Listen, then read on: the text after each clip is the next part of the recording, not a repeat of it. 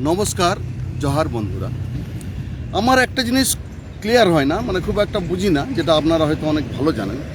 আমাদের আদিবাসী সোসাইটি, মানে আপনি সান্তালি বলেন, হো বলুন, মুন্ডা বলুন, এই যে এসটি কমিউনিটি আছে, এটা কিন্তু পিওরলি দুটো ভাগে এখন অলমোস্ট ভাগ হয়েছে। একটা অংশ আছে চাকরি টাকরি করে, যথেষ্ট ভালো, মানে সচ্ছল অবস্থা, এবং তাদের যে সচ্ছলতা, তারা মোটামুটি সচ্ছল অবস্থা। আর একটা শ্রেণী আছে মোটামুটি বেশিরভাগ যাদের অর্থনৈতিক অবস্থা অত ভালো নয়, আদিবাসী সন্তাল যারা আছে তাদের মধ্যেই দুরকম আছে।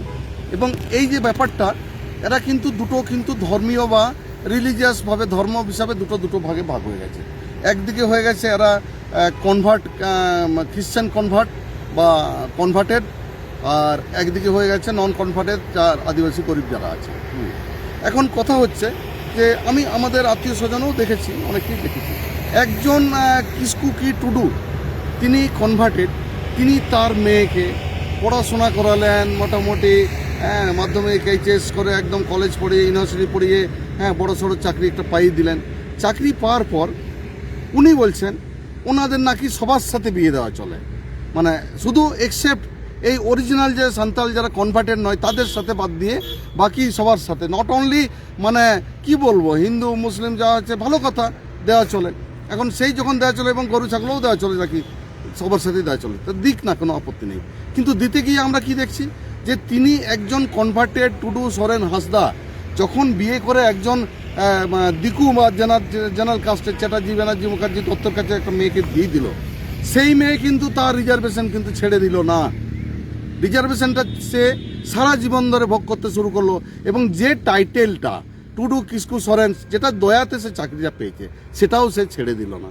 তাহলে কি হলো, সারা জীবন ধরে একটা কিস্কু সরেন টুডু বাপ যে মেয়েকে পড়াশোনা করিয়ে, উনি কি এদের বড় লোক করার জন্যই মানে ইয়ে করেছেন, নাকি চাইছেন, নাকি এনাদের ধর্মের মানেটাই হচ্ছে যে বাকি মানে আদিবাসী কমিউনিটিকে একদম শেষ করে দেওয়া চক্রান্ত করে? আমার মাথায় এটা ঢোকে না। ওনাদের যুক্তি না, সাঁওতালদের সাথে বিয়ে দেওয়া যাবে না, এটাই ধর্মের বিধান, কিন্তু জেনারেল যে কোনো মানে খ্রিস্টান যে কেউ হলে হবে। আলটিমেট সমাজের কি ক্ষতিটা হচ্ছে? এনারা যদি এত বুদ্ধিমান হন, এত বড় বড় পণ্ডিত, আমরা নয় ছোটোখাটো, আমাদের বুদ্ধিশুদ্ধি নেই, কি চাইছেন আপনারা? আমার তো মাথায় ঢোকে না।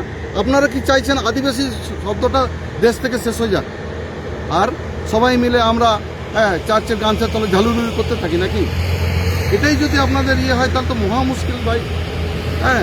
আলটিমেট যারা কনভার্টেড নয়, তাদের যে পাওনার চাকরি, একটা কত কষ্ট করে পাওনা একটা চাকরি, একটা গরিব লোক মাঠে কাজ করে কোনোরকম ছেলেকে একটা পড়াশোনা করে গ্র্যাজুয়েশন করে একটা চাকরির স্বপ্ন দেখাচ্ছে, চাকরি পাওয়ার জায়গা, সেটা ছোঁ মেরে একটা কনভার্টেড নিয়ে সেটা ঝোপ মেরে সেখান থেকে যা রোজগার হচ্ছে সেটা বিদেশে যাবে, সেটার জন্য সমস্ত কিছু, একটাই উদ্দেশ্য, সাঁওতাল সমাজটাকে শেষ করে দাও।